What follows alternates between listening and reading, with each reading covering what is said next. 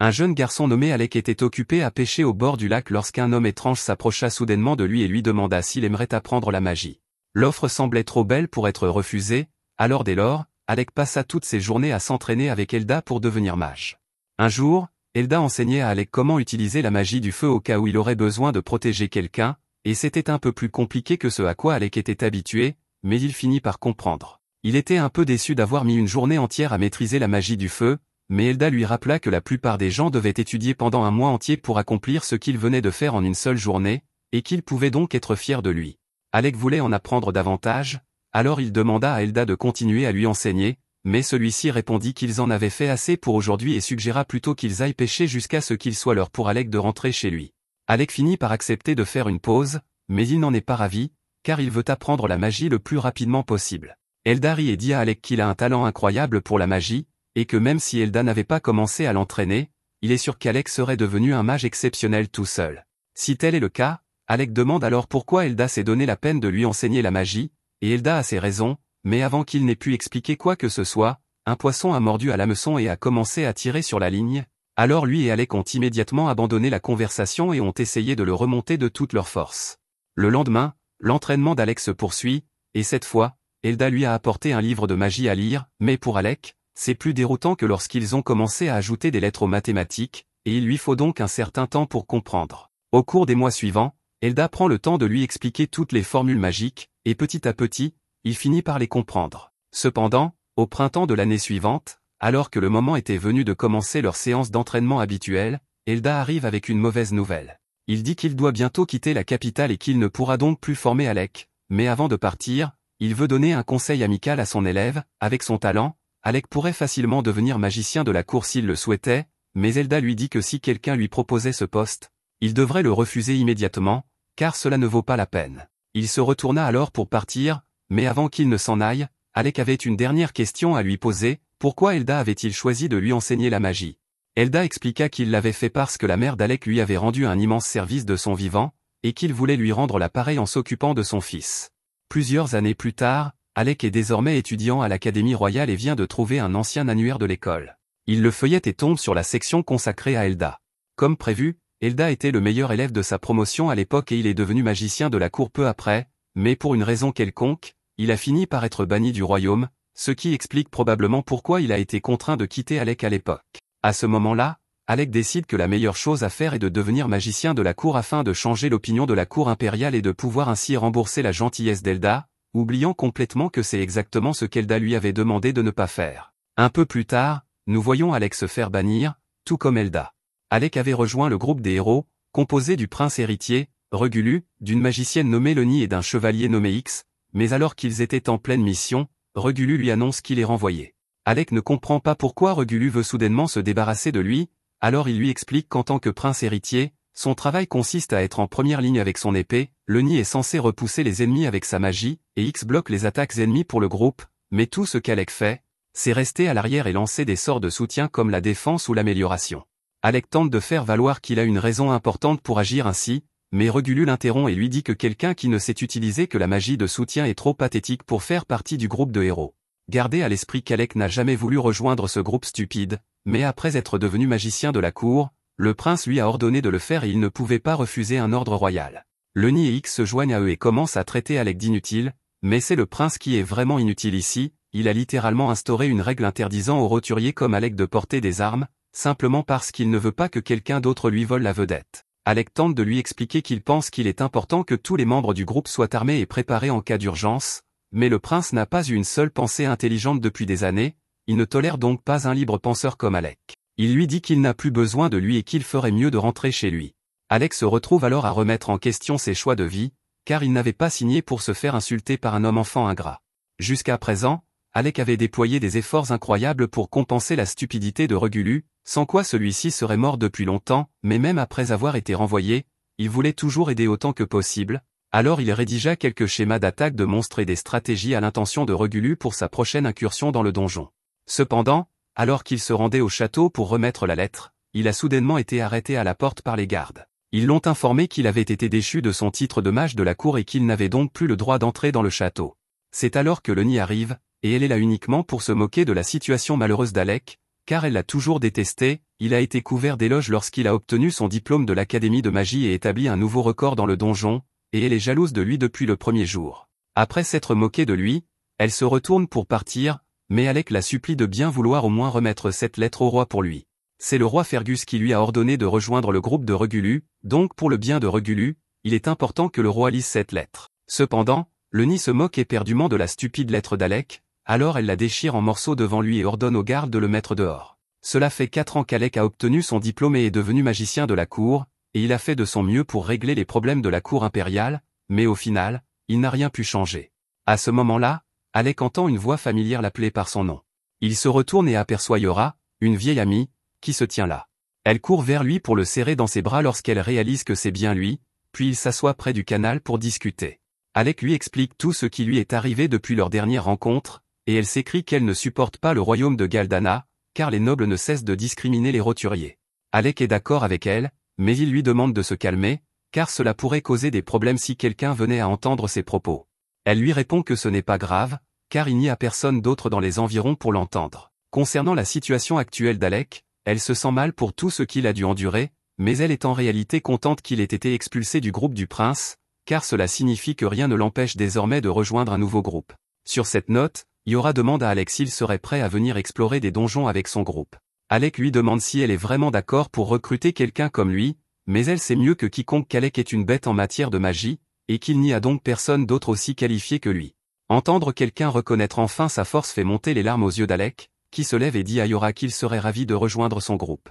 Le lendemain matin, les deux amis se mettent en route pour la ville de Fizizel, et Alec repense à ce qu'Elda lui a dit au sujet d'éviter la cour impériale et à quel point les choses auraient été plus faciles pour lui s'il avait simplement suivi son conseil, mais il ne peut plus rien changer au cours des événements.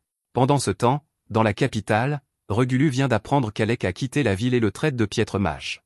Il n'avait forcé Alec à rejoindre son groupe que parce que tout le monde le considérait comme un prodige de la magie, mais il détestait avoir un roturier dans son équipe, il est donc ravi de s'être débarrassé de lui. Le nid ajoute qu'ils peuvent désormais trouver un remplaçant issu d'une lignée noble et que, sans un imbécile incompétent comme Alec pour les ralentir, Regulu deviendra célèbre pour avoir terminé un donjon plus rapidement que quiconque. Quelques jours plus tard, Alec et Yora arrivent dans la ville de Fizizel, et elle commence à lui raconter à quel point cet endroit est merveilleux, car il ne fait aucune discrimination envers les roturiers et constitue le point de départ idéal pour un groupe d'aventuriers. Cela dit, Yora se souvient qu'ils doivent encore inscrire Alec comme aventurier, alors elle l'emmène à la guilde pour qu'il puisse commencer. Malheureusement, lorsqu'ils entrent, la réceptionniste informe Alec qu'il ne remplit pas les conditions requises, il faut une licence spéciale pour dépasser le niveau 30 dans un donjon, et il faut être inscrit à la guilde depuis au moins 2 ans pour pouvoir obtenir cette licence. Alec ne pourra donc pas l'obtenir avant un certain temps. Yora demande s'ils peuvent faire une exception pour lui, mais la réceptionniste répond qu'elle ne peut pas changer les règles. Yora n'arrive pas à croire ce qui se passe, même si elle a envoyé son ami Kesha demander une autorisation spéciale avant leur arrivée, mais il s'avère que Kesha a été incroyablement impoli avec la réceptionniste, et qu'ils n'obtiendront donc aucune faveur de sa part avant longtemps. Yora est vraiment déçue, car son groupe a déjà atteint le 52e étage du donjon, et ils ne pourront pas progresser davantage avec Alec avant qu'il n'obtienne son permis dans 2 ans. Elle se rend compte qu'il ne sert à rien de se plaindre maintenant, alors elle dit qu'il devrait simplement se concentrer sur les endroits où Alec est autorisé à aller en attendant. Il n'a pas besoin de laisser passer pour accéder aux zones au-dessus du niveau 30, ils ont donc encore beaucoup à explorer en tant que groupe, et elle veut qu'il profite de son séjour ici. Plus tard dans la journée, Alec et Yora se rendent dans l'un des donjons et sont actuellement confrontés à un essaim de frelons rouges. Yora lui lance un sort d'amélioration afin qu'il puisse éliminer quelques frelons, mais cela ne fait qu'une petite brèche dans leur rang. Elle ne comprend pas pourquoi les choses sont devenues si difficiles si rapidement, car le niveau 2 n'avait jamais été aussi difficile à franchir auparavant, mais Alec pense que quelque chose a dû arriver au nid de frelons, ce qui explique pourquoi ils sont tous dans un état de frénésie en ce moment. Yora érige un bouclier défensif et charge les sèmes, mais Alec lui conseille de rester en retrait, car il serait beaucoup plus sûr de maintenir leur position et d'éliminer les frelons un par un. Yora lui crie qu'il doit se souvenir de ce qu'il était avant de devenir magicien de la cour, à l'époque, un essaim de frelons comme celui-ci n'aurait pas fait le poids face à lui. Il réalise maintenant qu'il n'a plus besoin de se retenir pour éviter de blesser l'ego du prince, et qu'il est donc libre d'utiliser autant de magie qu'il le souhaite. Il cesse de se retenir et utilise une magie d'attaque pour brûler quelques frelons. Une fois qu'il a rejoint Yora, il utilise un sort de foudre à large portée pour carboniser les insectes restants. Cependant, alors que la bataille semblait terminée, un ver de terre géant émerge du sol et attrape Yora. Cette créature doit être la raison pour laquelle les frelons se comportaient de manière si étrange auparavant, et elle va certainement dévorer Yora s'il ne fait pas quelque chose rapidement. Il doit donc agir vite. Il a un plan en tête, mais pour s'assurer qu'il fonctionnera, il lui demande si sa magie défensive est toujours aussi puissante qu'à l'époque où ils étaient à l'académie. Elle lui répond en lui demandant si sa magie offensive est toujours aussi puissante que dans ses souvenirs. Ils ont tous deux confiance en leurs capacités respectives, alors Alec commence à lancer son sort de tornade de feu, engloutissant complètement le verre dans un torrent de flammes. Yora est également prise dans les flammes, mais Alec sait que ses boucliers sont plus que suffisants pour la protéger de flammes d'une telle intensité, il n'a donc pas à s'inquiéter. Une fois Yora de retour au sol, elle dit à Alec que sa magie est toujours aussi incroyable qu'avant et qu'elle a hâte de retrouver le reste de l'équipe pour s'amuser comme au bon vieux temps. Avant d'obtenir son diplôme, Alec faisait partie d'une équipe légendaire d'étudiants, composée d'Ornest, le guerrier de génie, de Krasia, l'archer de génie, de Yora, le mage de soutien de génie, et d'Alec, le mage d'attaque de génie. Le jour de la remise des diplômes, il venait de battre le record absolu du donjon en terminant le 68e étage, ce qui leur avait valu les meilleures places au classement de l'académie.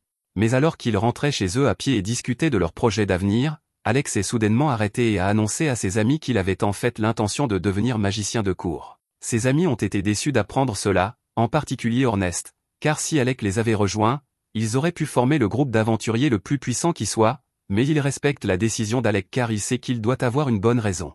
Mais avant de se séparer, Yora fit clairement comprendre à Alec qu'elle n'avait pas renoncé à le recruter et qu'elle lui ferait une offre dès qu'il serait disponible. Cela nous ramène au présent, où Yora accueille officiellement Alec dans le groupe et, pour fêter cela, lui offre un copieux dîner. Cependant, elle ne supporte pas très bien l'alcool, et après une chope de bière, elle devient agressive et peut à peine rester debout. Il ne faut pas longtemps avant qu'elle s'effondre sur sa chaise et s'endorme. Alec utilise alors sa magie pour la couvrir de sa veste afin qu'elle ne prenne pas froid. À ce moment-là, un homme apparaît soudainement derrière lui et dit qu'Alec est terriblement attentionné pour un aventurier. Alec pense qu'il s'agit simplement d'un ivrogne, il décide donc d'ignorer l'homme et se détourne, mais cela agace l'homme, qui balance sa bouteille sur Alec. Le verre se brise sous l'impact, mais Alec a utilisé un bouclier magique pour se protéger et s'apprête à riposter, quand soudain, l'homme l'appelle par son nom et lui dit qu'il est à la hauteur des rumeurs. Il glisse alors un laissez-passer pour le donjon sur la table d'Alec et lui dit qu'il peut considérer cela comme des excuses pour l'avoir testé de manière aussi grossière. Alec était en colère auparavant, mais maintenant, il est simplement confus car il n'a aucune idée de qui est cet homme. Soudain, Yora se réveille de son ivresse et demande à Alec ce que le maître de guilde fait ici. Alec est choqué d'apprendre que cet homme est vraiment le maître de guilde, et celui-ci dit qu'il aimerait voir ce dont l'ancien magicien de la cour est capable en personne, alors il demande à Alec de l'accompagner au centre d'entraînement. Peu de temps après, ils arrivent tous dans la salle d'évaluation, et le maître de guilde se présente officiellement sous le nom de Leviel Stance. Alex se souvient avoir entendu des histoires selon lesquelles Leviel faisait autrefois partie d'un groupe de rang S, il sait donc que le combattre ne sera pas une tâche facile, mais il est tout de même enthousiaste car il pense que c'est l'occasion idéale de perfectionner ses compétences avant de se lancer dans un donjon. Dès le début du combat, Alec lance un éclair sur Leviel, mais celui-ci roule sur le côté et riposte en lançant une vague d'eau sur Alec.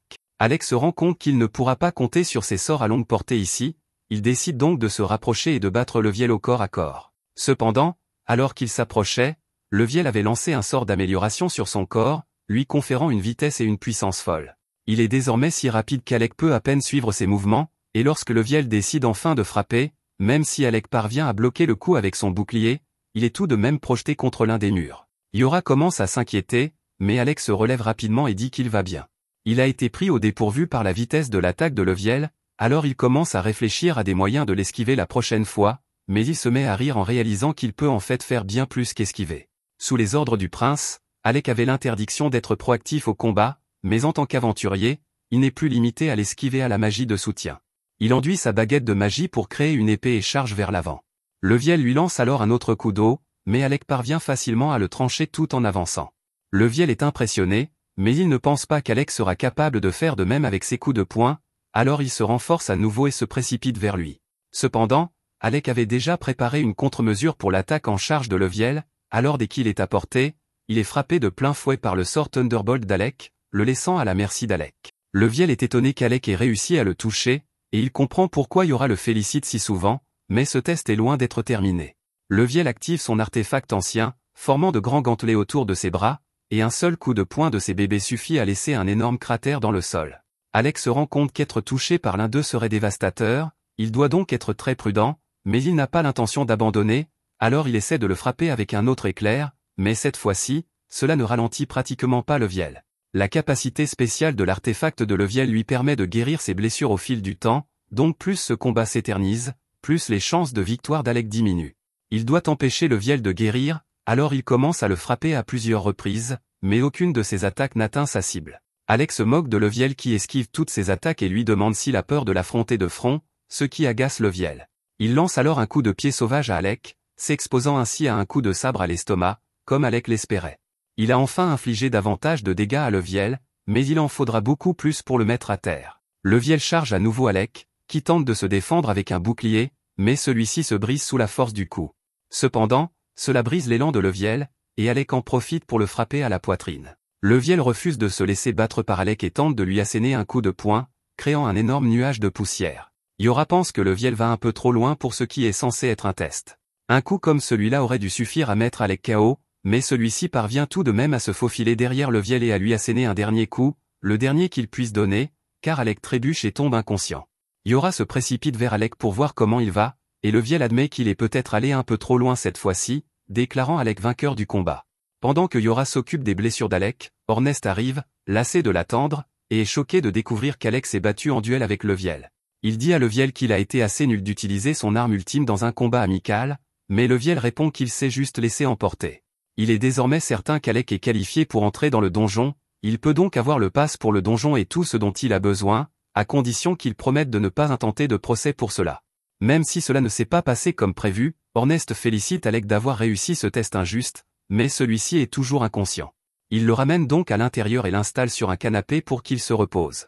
À présent, ils ont tous entendu parler de l'injustice qu'Alec a dû endurer en tant que mage de la cour, et il est franchement étonnant qu'il ait réussi à tenir aussi longtemps. Le château est rempli d'idiots élitistes qui ne supportent pas la vue des roturiers, Alec a donc dû travailler incroyablement dur pour conserver sa position. À ce moment-là, la réceptionniste fait irruption à la recherche du maître de guilde et lui annonce qu'elle a de mauvaises nouvelles. Leviel dit alors aux autres qu'il a des affaires à régler et les laisse dans son bureau pour s'occuper d'Alec, mais il leur demande de ne surtout pas toucher à sa collection d'alcool. Dès que Leviel est parti, Ornest se dirige immédiatement vers sa collection d'alcool et prend la bouteille qui semble la plus chère, juste pour énerver Leviel plus tard. Il demande ensuite à Yora de lui raconter en détail le passé d'Alec en tant que mage de la cour, car il n'en a entendu parler que vaguement jusqu'à présent, et il y a beaucoup à dire. Alec était chargé de protéger le prince, mais il lui était également interdit de porter une épée ou d'utiliser une magie qui le ferait paraître plus fort que le prince. En plus de cela, il était également obligé de porter leurs bagages et de gérer les affaires du groupe, et pire encore, après avoir forcé Alec à n'utiliser que de la magie de soutien, le prince le traitait d'inutile parce qu'il n'utilisait que de la magie de soutien. Ornest est un peu perplexe à propos de cette dernière partie, car il pensait que la spécialité d'Alec était la magie d'attaque. Yora lui explique alors qu'Alec s'est donné beaucoup de mal pour apprendre la magie de soutien afin d'apaiser le prince, même s'il n'était pas doué pour cela. Après avoir appris tout ce que le prince a fait subir à Alec, Ornest est fou de rage, et dès qu'Alec se réveille, il suggère de suspendre l'assaut du donjon et de se rendre au royaume pour tabasser ce maudit prince qui a fait souffrir Alec. Alec dit à Ornest de se calmer car, même s'il est bouleversé par la façon dont il a été traité, il n'est pas assez en colère pour aller mutiler le prince. Cependant, Ornest est plus que disposé à le faire à la place d'Alec s'il le souhaite. Alec pose sa main sur l'épaule d'Ornest et lui dit qu'il n'a vraiment pas à s'inquiéter, car tant qu'il peut partir à l'aventure avec ses amis, rien d'autre ne lui importe. De plus, il est sûr que le karma va frapper le prince de plein fouet maintenant que personne n'est là pour réparer ses erreurs. En entendant cela, Ornest a une excellente idée. Il dit donc à Alec qu'ils doivent simplement devenir les plus grands aventuriers du monde, et qu'une fois que la nouvelle parviendra au château, le prince regrettera certainement d'avoir chassé Alec. Et lorsqu'il commencera à supplier Alec de revenir, celui-ci aura l'occasion de le regarder droit dans les yeux et de le rejeter avec autant d'insultes qu'il le souhaite. Alec admet que cela lui plaît, alors il tape dans la main d'Ornest, promettant qu'ils deviendront ensemble le groupe le plus fort. Pendant ce temps, dans l'autre pièce, une membre d'un groupe de rang S se fait penser tandis qu'elle raconte au maître de la guilde tout ce qui s'est passé pendant sa mission. La mission a été un échec total et le reste de ses coéquipiers est toujours coincé dans le donjon. Christa demande donc à Leviel de former une équipe de secours pour les secourir. Leviel convoque une réunion générale, mais compte tenu du peu de temps disponible, les seules personnes présentes sont celles qui se trouvaient déjà à la guilde. Il annonce à tout le monde qu'ils vont former une équipe pour secourir les membres du groupe de Christa qui sont actuellement coincés au niveau 64 du donjon. Tous les aventuriers échangent des regards inquiets, car ils savent tous à quel point cet étage est dangereux, mais pendant que la réunion se déroule, Alec est toujours assis seul dans le bureau du maître de guilde. Lorsque Krasia arrive, elle trouve Alec tout seul et lui demande comment il va, mais à en juger par toutes les blessures qu'il a actuellement, il ne va manifestement pas très bien. Elle lui demande ce qu'il fait ici alors qu'ils ont une réunion à laquelle assister, mais Alec répond qu'il ne voulait pas s'imposer, car tous les participants à la réunion sont des aventuriers de rang et qu'il se considère toujours comme un étranger par rapport à eux. Krasia lève la main et utilise la magie de restauration pour soigner Alec, puis elle lui dit qu'il devrait savoir que personne ici ne le considère comme un étranger. Lorsqu'il était magicien à la cour, Alec avait inconsciemment développé le trait de caractère de ne jamais se démarquer ni s'exprimer, car il risquait d'offenser les nobles prétentieux. Même s'il sait que les choses sont différentes ici, il n'est pas facile de changer du jour au lendemain des habitudes acquises depuis 4 ans. Krasia voit bien qu'Alec traverse une période difficile, alors elle lui tapote la tête et lui dit qu'elle est toujours là s'il a besoin d'aide, ce qui le réconforte beaucoup. Quelques instants plus tard, Ornest et Yora reviennent, et Ornest annonce à Alec qu'ils viennent de trouver l'excuse parfaite pour se rendre dans le donjon. Il explique les détails à Alec et lui dit que l'endroit où ils se rendent s'appelle le Tank Killer. Ce surnom lui a été donné parce qu'à l'intérieur, toutes les formes de magie de guérison sont complètement inutiles, et que l'on ne peut compter que sur des potions pour se soigner. Alec est surpris que Krasia accepte cette mission, car la magie de guérison est l'une de ses spécialités, mais en réalité, elle déteste l'idée d'y aller, elle a simplement été forcée d'accepter parce qu'Ornest a insisté en disant que ce serait une bonne mission pour débuter pour l'équipe. Alec craint un peu de ne pas être assez fort pour être utile, mais Yora lui dit qu'il est le pilier de l'opération. Toute leur opération reposera sur la magie d'Alec, il ne pourrait donc littéralement pas la mener à bien sans lui. L'objectif est d'atteindre le groupe bloqué au 64e étage. S'ils devaient descendre par la voie normale, ils n'y arriveraient jamais à temps, mais heureusement, ils ont ceci. Le maître de guilde leur a donné un noyau de donjon, un objet qui permet d'éviter les combats contre les boss jusqu'à l'étage où il a été trouvé. C'est celui que Krista a rapporté avec elle, ils devraient donc pouvoir l'utiliser pour se frayer un chemin jusqu'au 64e étage assez facilement, mais ils doivent tout de même rester prudents. Le boss du niveau 64 serait un monstre mort-vivant, ils compteront donc sur la magie d'attaque d'Alec pour le vaincre. À cette fin, ils demandent tous à Alec de conserver son énergie autant que possible jusqu'à ce qu'ils affrontent le boss mort-vivant, mais ils demandent s'il est vraiment acceptable qu'il reste en retrait pendant la majeure partie du combat. Ornest lui répond que c'est la meilleure solution, car ils ne peuvent pas risquer qu'Alec soit à court d'énergie pendant le combat décisif. Le groupe se téléporte au 64e étage et, dès leur arrivée, ils sont confrontés à un groupe de squelettes. Ornest se précipite alors en avant et commence à les éliminer avec sa lance. Yora demande à Ornest de l'attendre, car elle doit rester à proximité pour lui lancer un sort de défense, mais vu la tournure que prennent les événements, il n'en aura probablement pas besoin. Alec et Krasia traversent lentement le donjon, et il mentionne à quel point il a été surpris d'apprendre qu'Ornest possède un artefact similaire à celui de Levio. Krasia explique qu'il s'agit simplement d'une lance enchantée pour être tranchante et incassable, mais que c'est tout ce dont quelqu'un comme Ornest a vraiment besoin. Comme Ornest s'occupe de tout seul, Alec commence à s'ennuyer et lui demande s'il a besoin d'aide, mais Ornest refuse et répond qu'il doit s'occuper seul de tous les faudés. Alec et Krasia continuent d'avancer, mais soudain, Alec sent que quelque chose tente de s'approcher furtivement de lui. Il se retourne instinctivement et lance un éclair dans cette direction. Les autres s'arrêtent et demandent à Alec ce qui ne va pas. Il leur explique qu'il a senti quelque chose derrière lui à l'instant. Ornest fait confiance à son jugement et demande à Alec s'il peut déterminer de quoi il s'agit et où cela se trouve. Alec ne voit rien, mais ses sens lui disent que c'est juste devant lui, alors il crée un monosaure et frappe. Son épée touche le corps de la créature, révélant qu'il s'agit d'une faucheuse, et Ornest applaudit Alec, car il semble que ses sens soient toujours aussi affûtés. La façon dont Ornest s'est exprimé laisse penser à Alec qu'il devait être au courant de la présence de la faucheuse, mais pour défendre Ornest, même s'il savait qu'il y avait des monstres invisibles à ce niveau, il ne savait pas comment les combattre. Alors il a pensé que ce serait une bonne idée de laisser Alec trouver la solution par lui-même afin de renforcer un peu sa confiance. La reconnaissance et la confiance sont deux choses qu'Alec n'a jamais reçues lorsqu'il travaillait comme mage de la cour, il est donc heureux de savoir que ses coéquipiers ont autant confiance en lui, mais, alors qu'il élimine la faucheuse, il crie que cela ne justifie pas pour autant ce qu'Ornest a fait. Krasia et Yora étaient également au courant de l'existence des ennemis invisibles et n'en ont pas parlé à Alec. Il s'excuse, mais comme c'était l'idée d'Ornest au départ, Krasia dit à Alec de diriger sa colère vers lui. Alec dit à Ornest qu'ils auront une longue discussion à ce sujet une fois rentrés, mais qu'ils doivent d'abord terminer leur mission. Le groupe s'enfonce donc plus profondément dans le donjon. Plus loin, il tombe sur une horde de squelettes encore plus grande que la précédente, et Ornest est tout excité, car cela promet d'être un défi intéressant. Yora lui rappelle qu'ils sont là pour une mission de sauvetage et qu'il n'y a donc pas lieu d'en faire trop, mais Ornest n'aime rien de plus qu'un bon combat. Il demande à tout le monde de reculer pour qu'il puisse s'en occuper seul, mais Alec refuse de le laisser partir seul, alors il se joint au combat tandis que Yora leur lance un sort d'amélioration. Cependant, alors qu'ils parviennent tous deux à éliminer facilement les squelettes auxquels ils font face, ils oublient que Yora est nulle en combat et la laissent complètement sans défense. Heureusement, Krasia est là pour la sauver, mais Alec ne veut pas prendre un autre risque comme celui-là, alors il demande à tout le monde de se mettre derrière lui pour qu'il puisse en finir. Ils font tout ce qu'il dit, et Alec commence à lancer un sort de foudre à large portée. Maintenant que la voie est libre, ils peuvent continuer à progresser dans le donjon, mais avant de partir, Ornest a une question à poser à Alec. Bien sûr, tout s'est bien passé jusqu'à présent, mais il commence à se demander pourquoi Alec utilise autant le sort de foudre. Quand ils étaient à l'école ensemble, Alec utilisait toutes sortes de sorts sympas pour se battre, alors il veut savoir ce qui a provoqué ce changement. Alec repense à toutes les fois où le prince s'est précipité imprudemment dans le donjon sans réfléchir, le laissant nettoyer ses dégâts, et à un moment donné, Alec a dû se rabattre sur l'utilisation de la foudre, car c'était le sort le plus rapide à activer.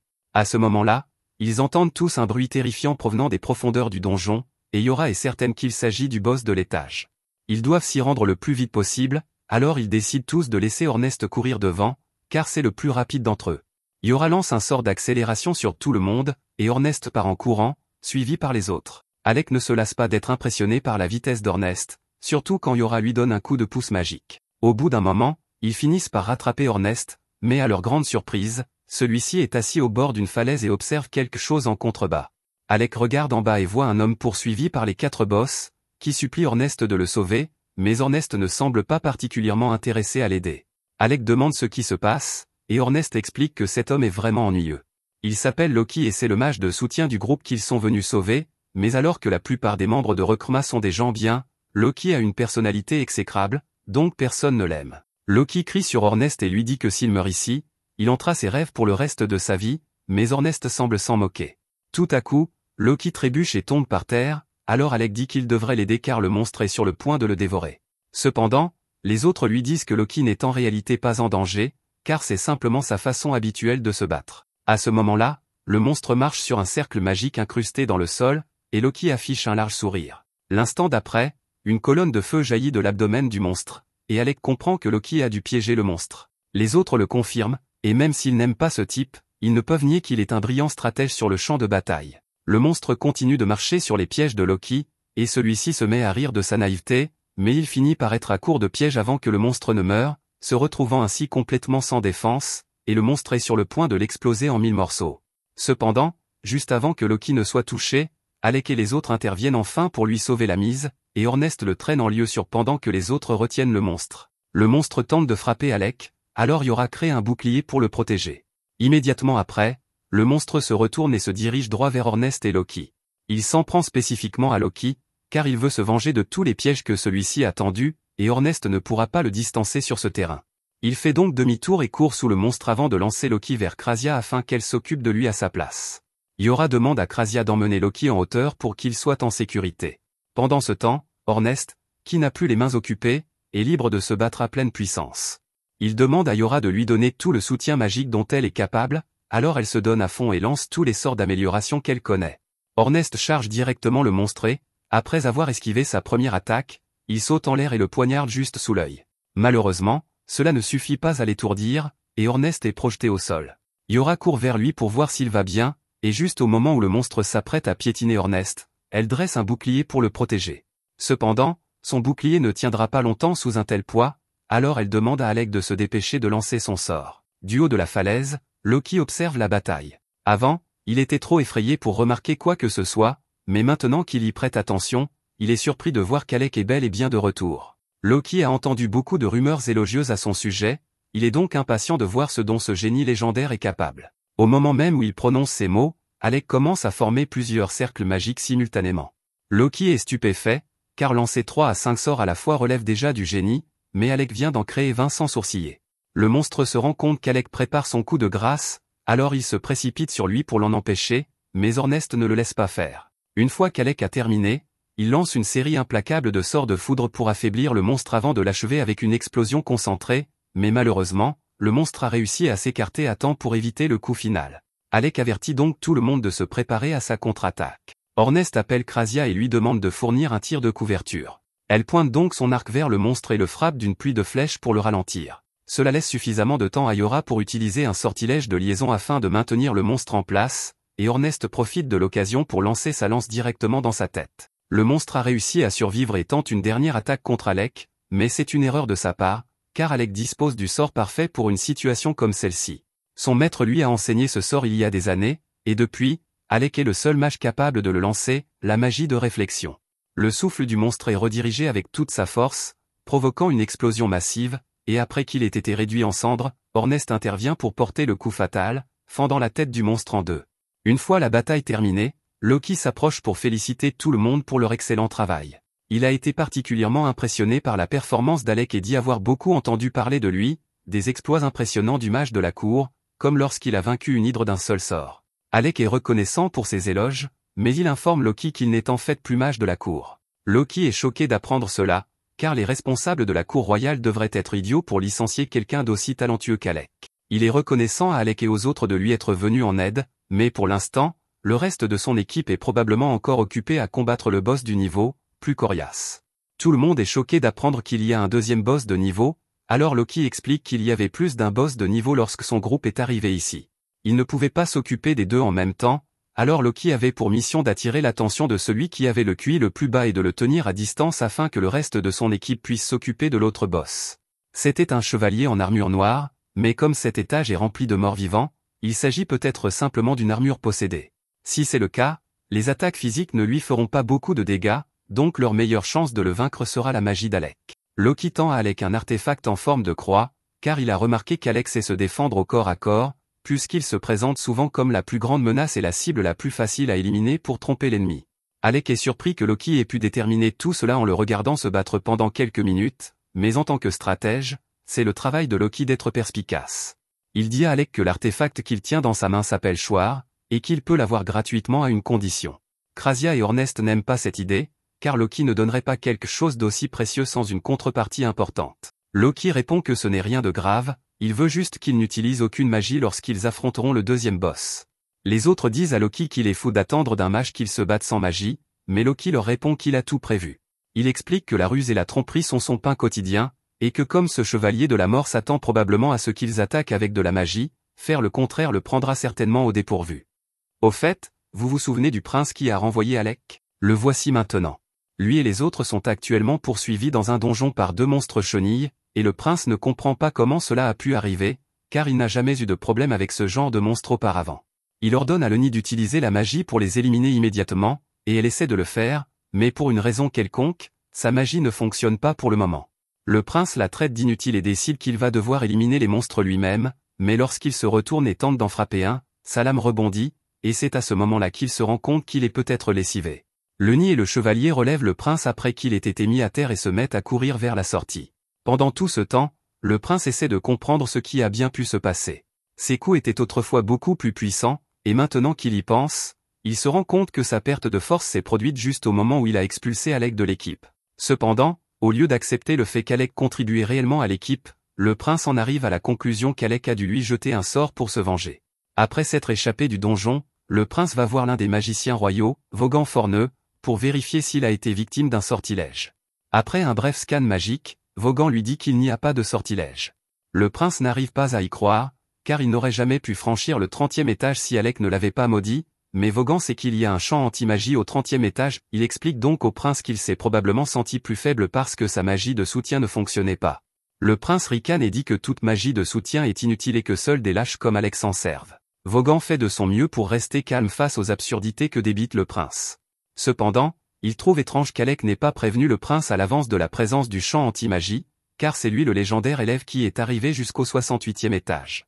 Le prince rit et dit à Vaughan qu'il est impossible qu'un idiot comme Alec ait réellement accompli une telle chose, et que ce n'est probablement qu'une rumeur répandue par les roturiers. Vaughan ne prend même pas la peine de corriger le prince, car il n'y a pas de remède à l'arrogance stupide, mais soudain, un garde entre dans la pièce pour informer le prince que le roi souhaite lui parler de la situation avec Alec. Le prince sourit, pensant que son père sera de son côté, mais dès son arrivée, le roi commence à lui raconter une histoire à propos d'Elda. Il explique qu'Elda était un magicien de la cour qu'il avait banni il y a des années, et qu'il était un imbécile incroyable. Elda était un noble qui avait eu l'audace de se présenter devant lui, le roi de Kaldana, et de lui dire que s'il ne changeait pas la façon dont les roturiers et les magiciens de la cour étaient traités, une grande tragédie s'abattrait sur la nation dans un avenir proche.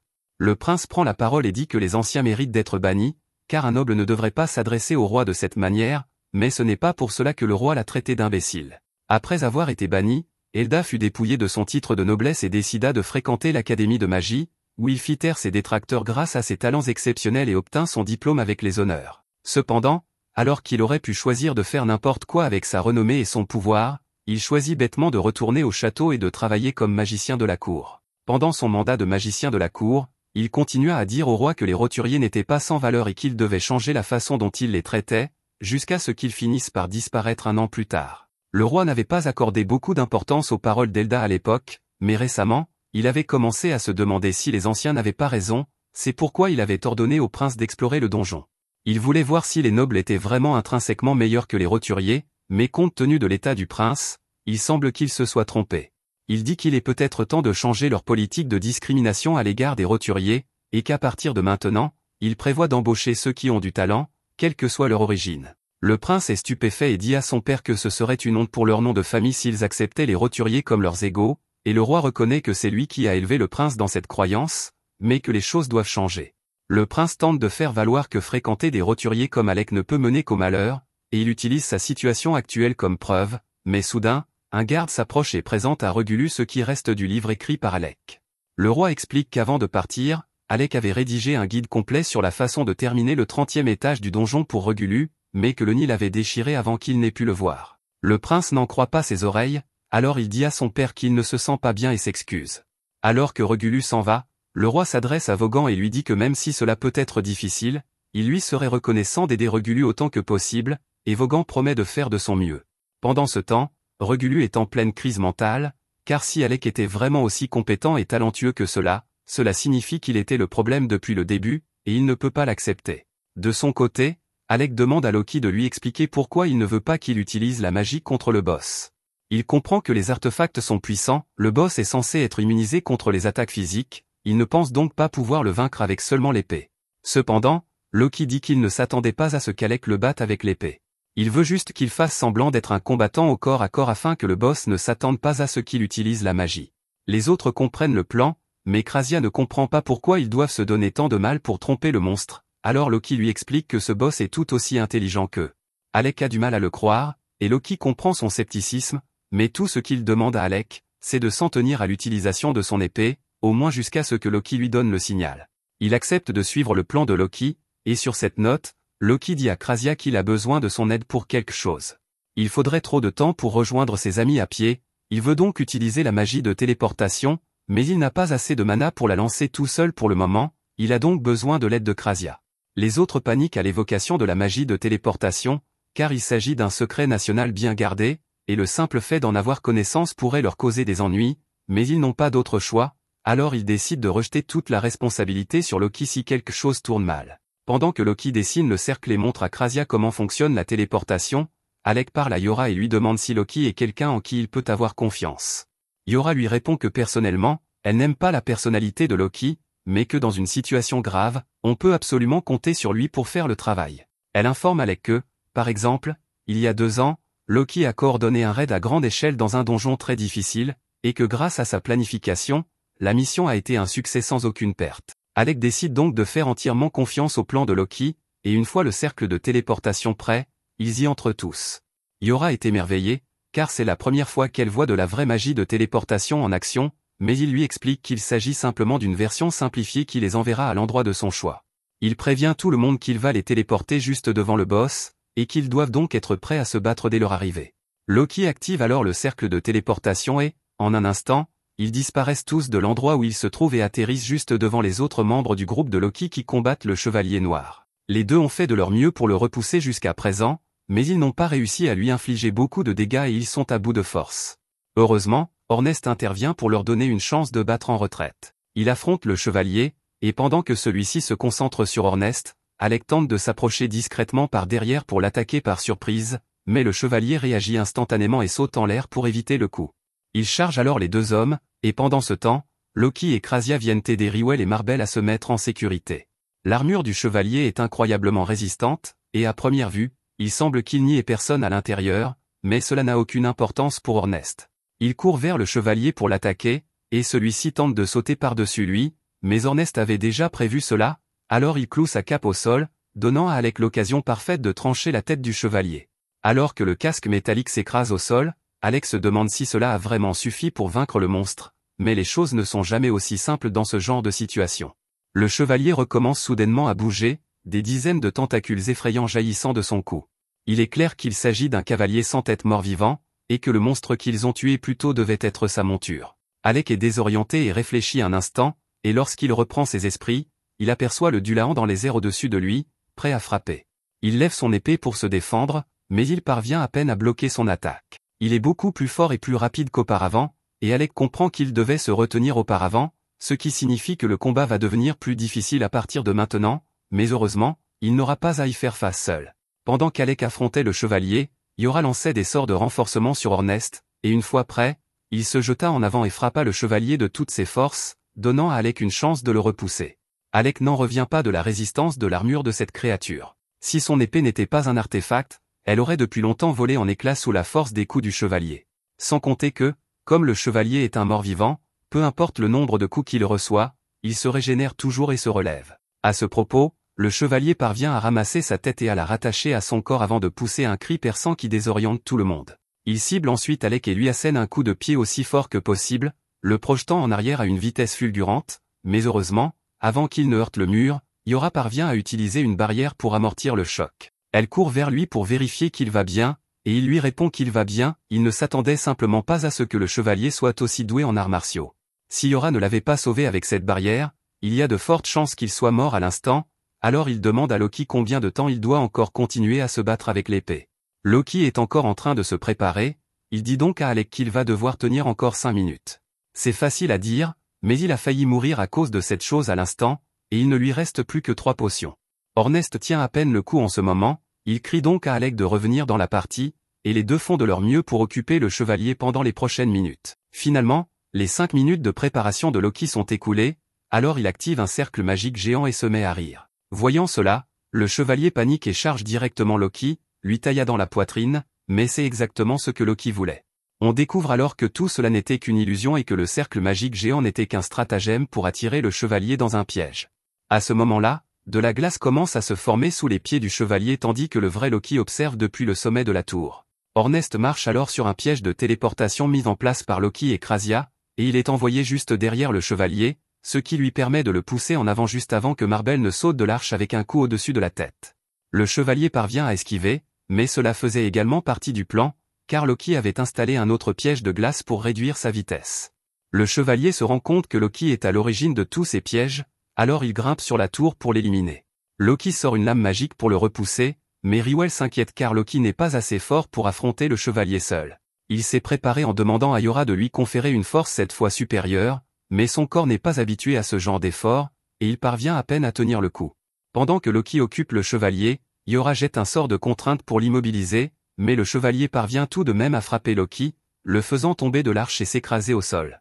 Cependant, Loki ne montre aucune inquiétude, car tout s'est déroulé exactement comme il l'avait prévu. Alors qu'il tombe, il dit à Alec que le décor est planté et qu'il est temps pour lui de terminer le travail. Alec commence à lancer une multitude de cercles magiques tout autour du chevalier, et Loki est impressionné car c'est encore plus que ce qu'il a utilisé contre l'autre boss. Cependant, après tous les combats qu'Alec a déjà menés, son corps commence à céder sous le stress nécessaire pour maintenir une magie aussi complexe. Il fait de son mieux pour rester fort et se remet sur pied afin de pouvoir lancer le sort d'accélération Thunderbolt, mais bien que celui-ci inflige beaucoup de dégâts, le chevalier est toujours capable de bouger et commence à se libérer de la magie contraignante que Yora a utilisée sur lui. Elle fait de son mieux pour le garder sous contrôle, mais à ce rythme, le chevalier va s'échapper d'une minute à l'autre, alors elle dit à Alec de se dépêcher et d'en finir. Cependant, c'est beaucoup plus facile à dire qu'à faire, car le corps d'Alec est sur le point de lâcher. C'est la deuxième fois aujourd'hui qu'il doit utiliser un sort aussi puissant, et la perte soudaine de mana aurait laissé n'importe qui d'autre dans un état critique. Alec ne fait pas exception, mais il a beaucoup à défendre pour l'instant, alors malgré la douleur, il persévère et termine le processus de lancement de l'un de ses sorts ultimes. Un dragon de foudre se forme, et dès qu'Alec le libère, il vole droit vers le chevalier, le vaporisant au contact et mettant fin au combat. Maintenant qu'il n'y a plus de danger, Alec s'effondre sur le sol, épuisé, et se dit en plaisantant qu'avoir des coéquipiers fiables fait une énorme différence quand on est confronté au danger. Yora s'approche et lui dit que c'est plutôt eux qui ont compté sur lui tout ce temps, car il n'aurait pas pu vaincre cette créature sans lui, et Ornest est simplement heureux qu'Alec ait retrouvé sa puissance habituelle. D'un autre côté, il rappelle à Alec le pari qu'ils ont fait plus tôt, et Alec se souvient qu'avant le début du combat, Ornest avait dit que la première personne à s'évanouir devrait relever un défi, et Alec s'est techniquement évanoui il y a un instant, il est donc pris au piège. Cependant, comme le combat était terminé, Ornest décide d'être indulgent et dit à Alec qu'à partir de maintenant, il n'aura plus le droit de leur cacher quoi que ce soit si quelque chose le tracasse. Que ce soit Ornest, Yora ou Krasia, il veut qu'Alec parle à au moins l'un d'entre eux lorsqu'il a un problème afin qu'il puisse l'aider. Riwell vient remercier Alec et les autres pour leur aide. Marbel veut également le remercier, mais elle est beaucoup plus directe et lui donne un baiser sur la joue, au grand désarroi de Yora. Marbel demande à Alec s'il aimerait parfois partir à l'assaut de donjons avec elle, mais Yora intervient et affirme qu'Alec est le magicien de leur groupe, donc qu'elle ne peut pas l'avoir. Le groupe Rechroma doit beaucoup à Alec, alors en tant que chef, Riwell propose de lui écrire une recommandation.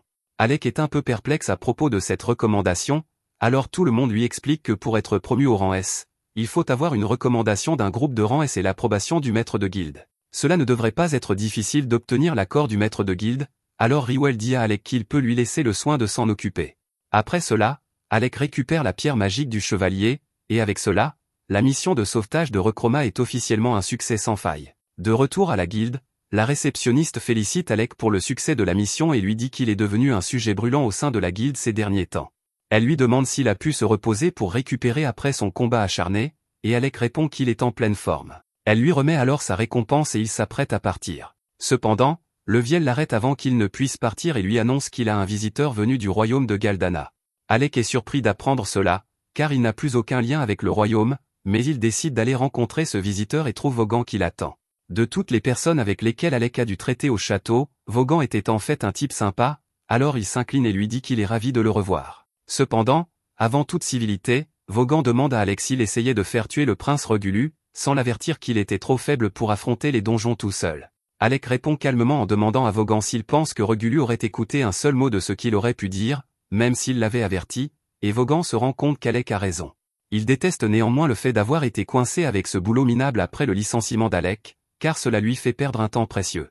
Alec demande si cela signifie que Vaughan a été désigné comme magicien remplaçant pour le groupe de Regulu, mais Vaughan répond qu'il ne peut plus vraiment se considérer comme un magicien, car il est plutôt une sorte de babysitter glorifié. Après le départ d'Alec, Regulu a tenté de s'attaquer seul au 30e étage du donjon, mais il a été gravement blessé. Vaughan espérait faire la leçon à Regulu et l'aider à tirer les leçons de son échec, mais au lieu de cela, Regulu a refusé d'accepter sa responsabilité et a exigé que Vaughan l'escorte jusqu'ici afin qu'il puisse affronter Alec. Alec demande si cela signifie que Regulu se trouve actuellement dans la ville, et Vaughan le confirme, précisant qu'il se trouve dans l'arène d'entraînement souterraine au moment où il parle. Alec ne s'attendait pas à devoir à nouveau faire face à Regulu, mais il pense que c'est une bonne occasion de régler définitivement leur compte. Même s'il serait en droit d'ignorer complètement l'existence de Regulu, il décide de descendre et de l'affronter en personne. Alors qu'ils descendent les escaliers, Vaughan lui dit que la seule chose qui motive le prince, c'est son refus de compromettre sa fierté, mais que personnellement, il ne comprend pas pourquoi les nobles tiennent tant à s'ériger en supérieur des roturiers, car cela lui semble être une énorme perte de temps. Alec rappelle à Vaughan qu'il est lui aussi noble, mais qu'il ne s'est jamais vraiment soucié des titres, car tout ce qu'il veut, c'est vivre sa vie comme il l'entend. Une fois arrivé dans l'arène, il trouve Regulu debout au milieu, et à la surprise d'Alec, la première chose qu'il dit est que le roi prévoit de changer la façon dont les choses sont gérées dans le royaume, et que même s'il n'est personnellement pas d'accord, par respect pour son père, il fera des concessions sur ce point. Cela donne à Alec l'espoir que Regulu ait peut-être repris ses esprits après tout, mais celui-ci poursuit en déclarant qu'il ne supporte toujours pas l'idée d'avoir à écouter les absurdités de roturiers comme Alec. Alec dit à Regulu que s'il avait écouté ses conseils, il serait dans une bien meilleure situation qu'aujourd'hui, mais Regulu a refusé de l'entendre, et Alec comprend qu'il ne parvient pas à le convaincre, alors il décide d'arrêter de perdre son temps. Regulu a passé les 15 années de sa vie à se faire dire qu'il était supérieur aux roturiers à tous les égards, il ne peut donc pas comprendre qu'il pourrait être le problème ici. Dans une tentative désespérée de prouver que tout ce qu'on lui a dit n'est pas un mensonge, il sort ses armes et défie Alec en duel, demandant à Vaughan d'être le témoin du combat. Regulu charge Alec, le forçant à se défendre avec sa baguette, mais il est pris au dépourvu par le fait que Regulu utilise des dagues au lieu de son épée longue habituelle. Il y a quelques années, lorsque Regulu avait choisi son arme pour la première fois, Alec lui avait conseillé d'opter pour des dagues plutôt qu'une épée longue, car son corps était encore trop petit pour en supporter efficacement le poids. Mais Regulu avait immédiatement rejeté ses préoccupations sans y réfléchir à deux fois, cependant, il suit désormais ce conseil. Cependant, le simple fait de changer d'arme ne l'a pas rendu meilleur combattant comme par magie, et Alec a esquivé l'une de ses attaques, laissant Regulu s'écraser face contre terre. Il comprend que Vaughan a quelque chose à voir avec tout cela, et il demande ce qu'il a dit au prince, mais tout ce que Vaughan a dit à Regulu, c'est que s'il voulait réfuter la force d'Alec, il devait prouver ses dires en le battant au combat. En fin de compte, c'était le choix de Regulu de venir ici et de défier Alec, et Regulu mérite un peu de crédit ici, car il n'a même pas envisagé de recourir à des coups bas, il est simplement venu ici pour un combat loyal en tête-à-tête. Ces dagues sont des artefacts, elles ont donc une puissance de frappe respectable, et lorsque Regulu affronte Alec de front, il parvient à briser son bouclier, mais c'est tout ce qu'il peut faire. Regulu s'est beaucoup entraîné avec ses dagues en vue de ce combat, et elles lui ont fait comprendre que la magie de soutien d'Alec était la seule raison pour laquelle il était arrivé aussi loin dans le donjon. Après le renvoi d'Alec, il a continué à essayer de franchir le 30e étage du donjon à plusieurs reprises, mais il finissait toujours par être gravement blessé, et il ne comprenait pas pourquoi. Cependant, il finit par décider de lire les pages récupérées du rapport rédigé par Alec, et il fut furieux de constater que tout ce qu'Alec avait écrit s'était avéré vrai, s'il l'avait utilisé dès le début, il n'aurait pas échoué autant de fois. Rien qu'en le lisant, il comprit à quel point Alec était talentueux, et cela rendit encore plus difficile d'accepter la façon dont il l'avait traité. Regulu dit donc à Alec d'activer son artefact et de l'affronter. Alec demande à Regulu s'il est sûr de vouloir continuer à se battre malgré la différence de puissance entre eux, et Regulu refuse de reculer, mais avant qu'ils ne s'affrontent, Alec a une question à lui poser. Il veut savoir s'il est vrai que le roi souhaite réellement changer le fonctionnement de la cour royale, et Regulu le confirme, ajoutant que son père testait apparemment la force des paysans, raison pour laquelle il a envoyé Regulu et Alec dans le donjon. Si tout cela n'était qu'un test, cela explique pourquoi le roi l'a toujours traité avec tant de gentillesse, et cette nouvelle est la meilleure qu'Alec ait entendue de toute la journée, car cela signifie que les 4 années qu'il a passées comme magicien de la cour n'ont finalement pas été vaines. Quant à Regulu, il lui dit de se préparer, car il ne se retiendra pas. Il sort son artefact et se jette sur lui. Regulu tremble comme une feuille, car il sait qu'il va se faire tabasser, mais il reste prêt et attend l'arrivée d'Alec. Cependant, au moment de l'impact, Alec change de trajectoire et frappe le sol à la place de Regulu. Regulu exige de savoir pourquoi Alec a choisi de l'épargner, et il lui rappelle toutes les fois où il l'a insulté, ignoré et ridiculisé sans raison. Il a construit toute son identité autour de l'idée qu'il était supérieur simplement parce qu'il est noble, mais si ce n'est pas vrai, que doit-il faire maintenant? Il est venu ici en pensant que mourir des mains d'Alec serait un bon moyen de préserver au moins son honneur, mais même Alec le regarde avec pitié, et il ne sait pas quoi faire maintenant. Alec n'aime généralement pas rire du malheur des autres, mais il trouve amusant la tournure que les choses ont prise. Il est venu ici prêt à se battre contre Regulu, et il était sûr que Regulu lui crierait des insultes, mais il a fini par lui demander des conseils sur la vie, et l'absurdité de la situation a fait réaliser à Alec à quel point tout cela est ridicule, alors il n'est plus en colère. Après avoir réalisé qu'Alec n'était pas en colère contre lui, Regulu s'excuse et dit qu'il est désolé pour la façon dont il l'a traité auparavant. Alec est sincèrement surpris, car il ne pensait pas que Regulu était capable d'assumer ses responsabilités et d'accepter son erreur. Il comprend que Regulu n'a agi ainsi que parce que c'est ainsi qu'il a été élevé, et même si cela ne rend pas son comportement acceptable, comme il est prêt à changer, Alec décide de passer outre et tend la main à Regulu. Regulu tend la main pour saisir celle d'Alec, mais il se retire au dernier moment, car il est encore un peu gêné par toute cette histoire et veut conserver une partie de sa fierté. Il sort ensuite la cape de magicien de la cour qui appartenait à Alec et s'excuse de la lui avoir prise ce jour-là. Il dit à Alec qu'il peut la récupérer s'il le souhaite, et lui remet également une lettre du roi indiquant qu'une place l'attend à la cour royale s'il décide un jour d'y retourner. Alec demande si le roi essaie de lui ordonner de revenir, mais Vaughan lui répond qu'il s'agit explicitement d'une demande et qu'il est libre de refuser s'il le souhaite. Dans ce cas, Alec dit qu'il n'a pas besoin de la cape ni de la lettre, car il est parfaitement heureux avec son groupe et n'a aucune intention de le quitter à nouveau. Regulu accepte la décision d'Alec, mais il souhaite tout de même qu'il garde la cape, car elle lui appartient de droit. Il dit ensuite à Vaughan qu'il est temps pour eux de partir, car il n'a plus rien à dire à Alec, mais alors qu'il s'éloigne, un léger sourire se dessine sur son visage, et il semble qu'Alec et Regulu aient tous deux tiré une certaine conclusion de cette rencontre.